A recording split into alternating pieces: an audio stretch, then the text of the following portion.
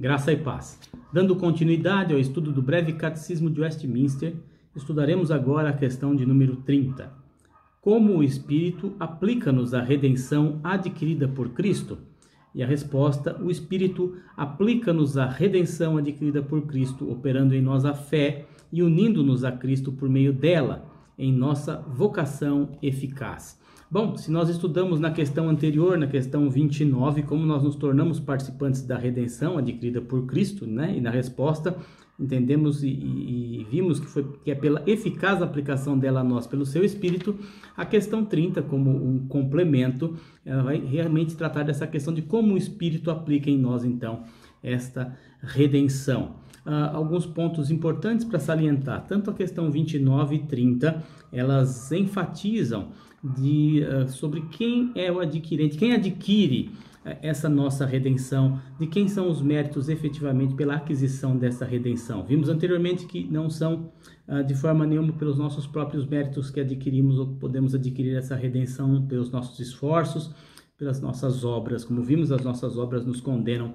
Todos os méritos são do Senhor Jesus, os méritos são de Cristo. As obras dele, sim, estas nos justificam. E a questão 29 e 30, então, colocam isso e deixam isso bem claro para nós aqui durante o seu estudo. Mas a primeira questão aqui tratada sobre a maneira pela qual o Espírito nos aplica essa redenção, ele está dizendo aqui que é operando em nós a fé. E aí é um ponto importante, porque já deixa claro para nós aqui do que a fé é algo que não vem de nós. Ou seja, a fé é um dom de Deus, Ele que coloca a fé em nossos corações. E para nos ajudar com relação a isso, eu vou convidar você a abrir a palavra do Senhor na carta de Paulo aos Efésios. Efésios 2. Efésios 2, verso 8. É o primeiro texto que nós vamos ler aqui para nos ajudar na compreensão desta questão 30. Né? Falando aqui sobre a questão da fé, falando aqui sobre a fé como algo que vem do Senhor. Efésios 2:8 diz assim: porque pela graça sois salvos mediante a fé, e isso não vem de vós, é dom de Deus. Então, muitas vezes as pessoas têm uma falsa sensação, né, de que eu me salvei, eu consegui, alcancei a redenção.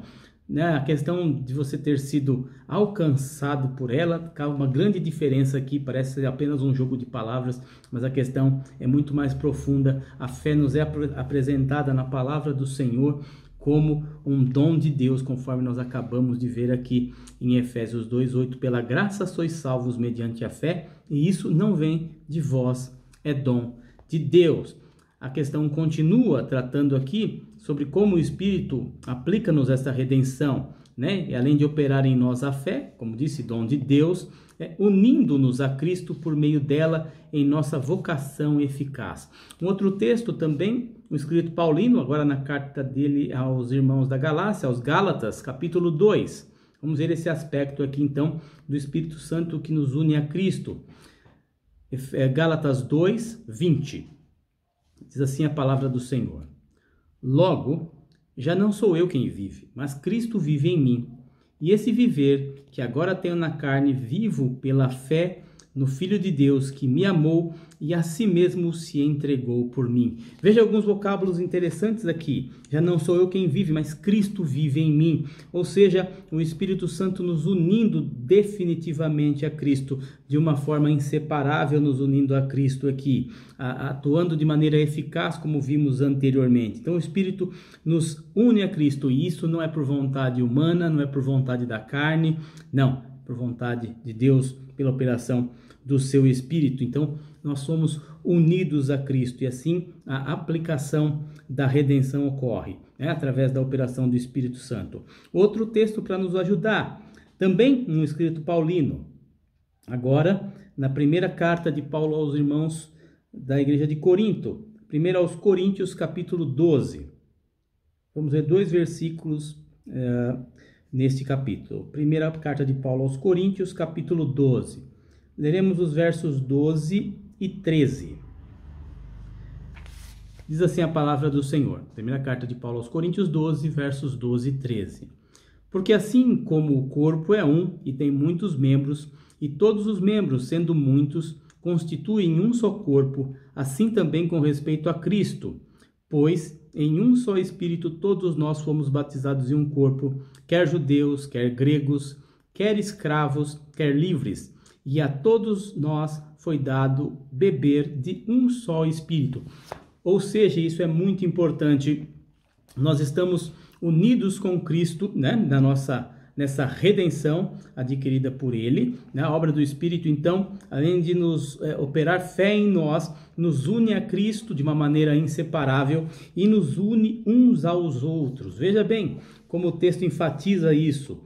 E a analogia aqui é como de um corpo, não é? Ele fala sobre corpo, muitos membros, né? E sendo muitos, constituem um só corpo. A mesma coisa com respeito a Cristo. É um só Espírito que chama aqueles que pertencem ao Senhor. Nós somos batizados em um corpo. E aí ele não faz distinção, o apóstolo Paulo deixa isso claro. Quer judeus, quer gregos, quer escravos, quer livres.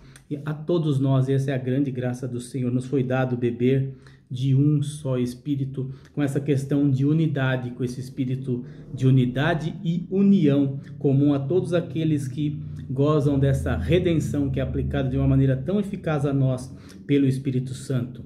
Lembrando de uma redenção definitivamente adquirida por Cristo, por seus méritos. Ele termina aqui dizendo, né, que tudo isso ocorre em nossa vocação eficaz, não é? Ele diz aqui, né, operando em nós a fé, unindo-nos a Cristo por meio dela em nossa vocação eficaz. Esse será o assunto da próxima pergunta, no que eu convido você, que tem nos acompanhado até aqui.